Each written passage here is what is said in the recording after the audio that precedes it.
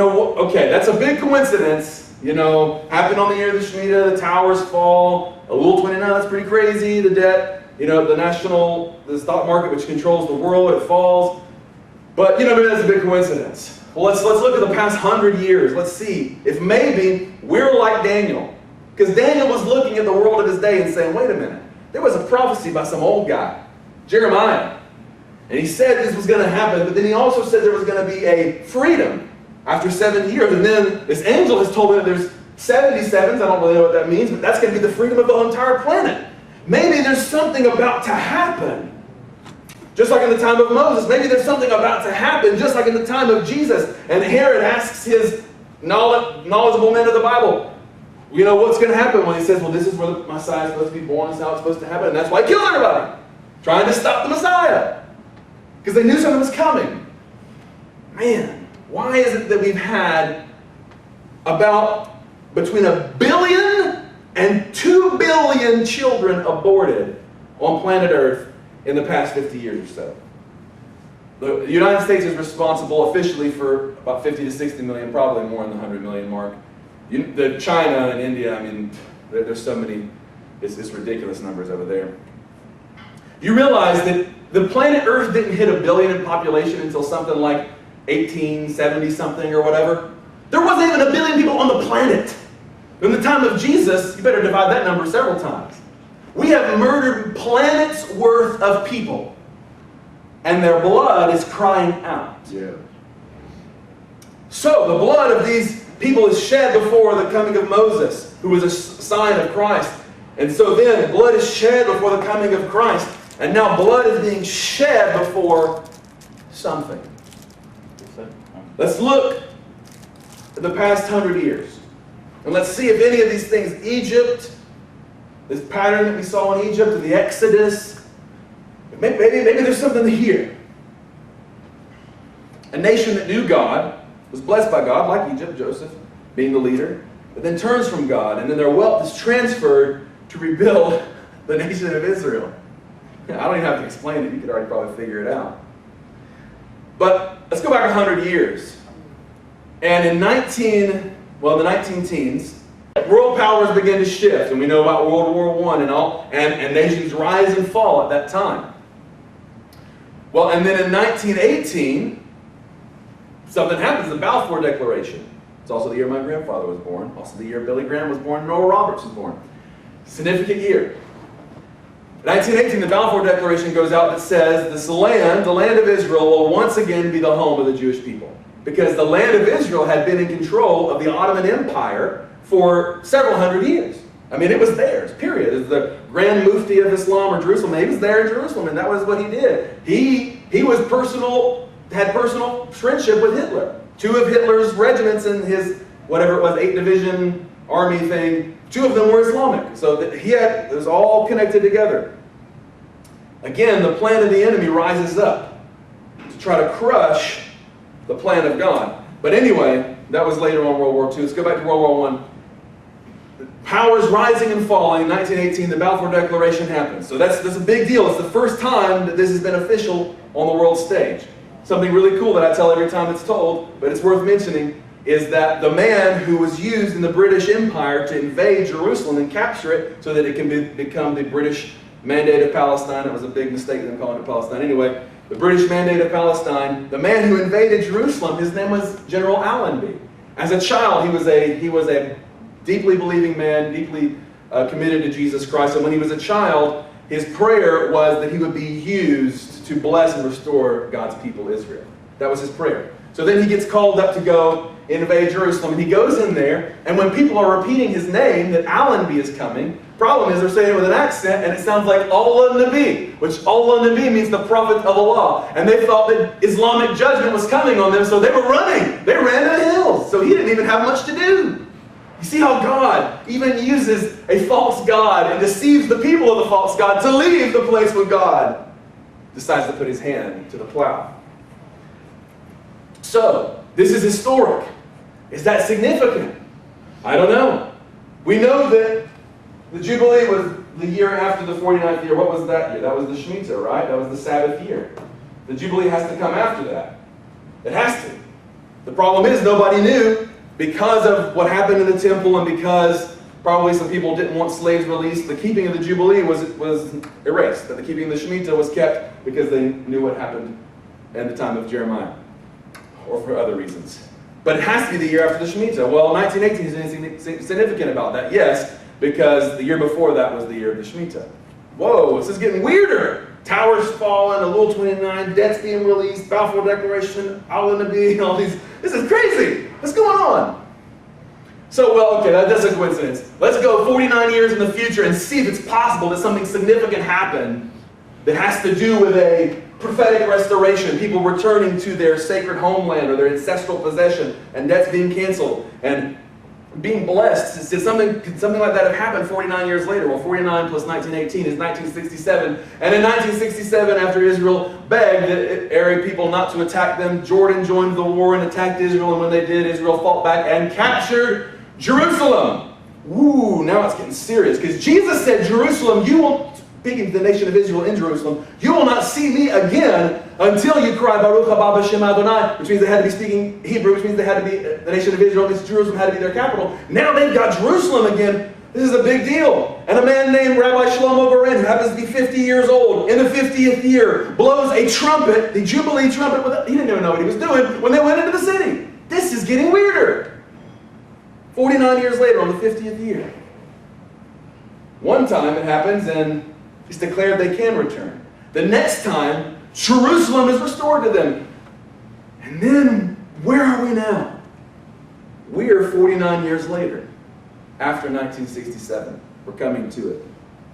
And another period that we are in the Shemitah year right now. Tomorrow is the end of it. We're in the Shemitah year right now, and the Jubilee is coming up. But what happened? A nation was given great power and wealth above every nation of the world.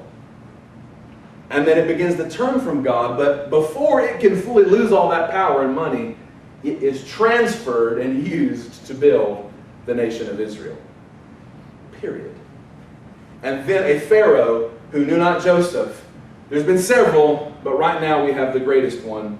The Pharaoh who knew not Joseph has arisen to crush the people of God. Yes. This is the truth. You want to say, but that sounds really political. Well, then I hope you don't ever read the prophets. Because they said, this is a lamentation, or this is a prophecy against the king of Tyre, against the king of Edom, against the king of Egypt. You call it political or not, I call it prophetic. The Pharaoh who has risen against Joseph and the people of God has arisen, is in power, and is attempting to suppress the people of God. Here's the thing, though. We were walking in a blessing as a nation because we were blessing Israel. Because it's a covenant. You can like it or not like it. You can get mad at God. That was a bad idea. I wouldn't suggest it. But he said, those who bless you, I will bless. Yes. Those who curse you, I will curse. Not some little witch doctor curse, which is demonic and evil. This is God saying, I'm removing my blessing from you, and that is a curse. Big deal. You can get mad at it all you want. Just go scratch your mad place. Okay? It's not going to change nothing. If I say I'm going to protect my child, even though they're acting the fool, that's my child. And they may act the fool, they may get hurt, they may run away from home, but that's my child. And as long as they're my child, I'm going to take the authority over them and do everything I can to make sure they're blessed. And anyone who blesses them will be blessed, and anyone who curses them will be cursed. And that's what God promised. And we were still hanging on by a thread. But wait a minute, there's something else happened during this Israel breaking the Shemitah. What else were they doing? Was there something else? Maybe is there more thing as a parallel? Well, as you heard me talk about last time, they first started worshiping Baal, the god of power, of wealth, of control, authority. Baal means Lord or owner. Okay? It's a Hebrew word. Baal, Lord or owner. So they're worshiping this one who's going to give them prosperity and power. And then there's another god that they worship called the Ashtoreth, which they worship via sexual immorality and orgies and things like that. Oh, this is getting even crazier. And then the third god rolls along named Molech, which was another language's name similar to Hebrew for king, and represented by a statue that had fire burning in it, upon which their sacrifice and worship to the god Molech was to kill their beautiful newborn children on the statue of Molech. Wow. Oh man, this is getting crazy. On a Shemitah year, our towers fall. On a Shemitah year, and then the nations fall. And then a Jubilee year, Israel is allowed to come back to the land. And then another war happens, and then Israel gets Jerusalem. And now we're disobeying God. And it's looking very similar. And oh my God, what's going on? Well, as you can see, around the time of the 1920s and the progressive movement, and we decided, and it started, well anyway, we started to seek power over God.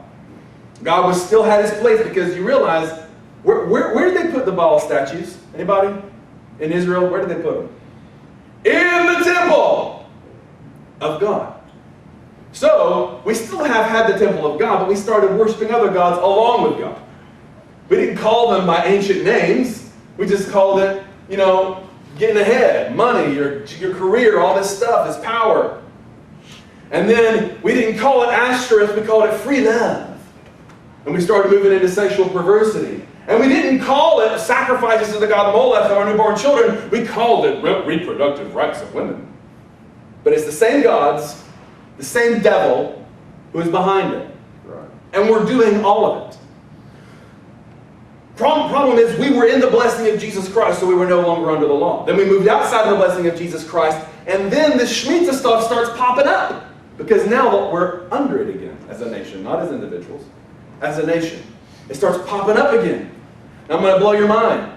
1918, I'll get all these dates right, you can look them up later, there's people who've done a better job at this than I have. But God's getting a message through today. 1918, they decided, all these things are changing. I'm going to fast forward. I'm going to skip that. 1973, something major happens in the world. Roe versus Wade. The United States legalizes the murdering of children. That happens in the year of the Shemitah, the fall. Our morals fell in the year of the Shemitah. Also, on the Shemitah year, the Twin Towers were completed. Actually, on the Shemitah year, they were designed. On the Shemitah year, they were completed. And on the Shemitah year, they fell. They were a sign of our nation's prosperity and defiance before God. But did that happen to Israel? Book of Isaiah chapter 9. After the first warning that God gives to Israel, he allows the Assyrians to break through a little bit. It's small. I think it was on the coastlands. It wasn't that big of a deal, but it was shaky. It was definitely shaky. Well, did they say, oh God, we're sorry for our sins. Your word said that if we followed you, we would not need any alliance with any nation. But if we defied you, it wouldn't matter how many nations were with us. We'd be attacked. This is what your word said. We repent. We're sorry. No. They didn't. In fact, in Isaiah 9:10, they say, the bricks have fallen, smaller things, but we're going to build with hewn, carved, polished stone. The sycamores have fallen. This is a smaller tree. We're going to replant cedars. The biggest, baddest tree that anybody knew. That is the biggest, most awesome tree anybody knew at that time. We're going to replant with cedars. No, we're going to come back bigger. We're going to come back stronger. And a few days after 9/11, the head of the Senate stands before the world and says, I think a scripture applies to our situation right now. The bricks have fallen, but we will rebuild with hewn stones. The sycamores have been stricken down, but we will replant with cedars. Oh my God! And judgment was pronounced on the nation. But man, does it get any weirder or any more strange or any oh my God, what is going on here? Yes, because that church that I told you was across the street from the Twin Towers where God was blessed, where the name of God was exalted in the nation. It was dedicated. It had a tree planted in front of it. And it was called the miracle of 9/11 because everything was destroyed around it, the church wasn't, and the tree was knocked over. Right? Because they said, well, the tree absorbed the shock so the church didn't get knocked over. That tree was a sycamore tree.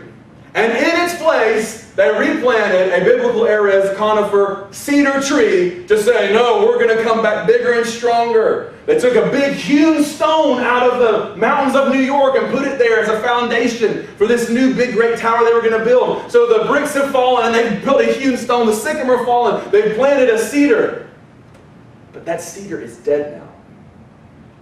And everything around it died. Everything beside it alive. Everything. I saw the picture. I've seen it. You could have gone and looked at it for yourself. Dead.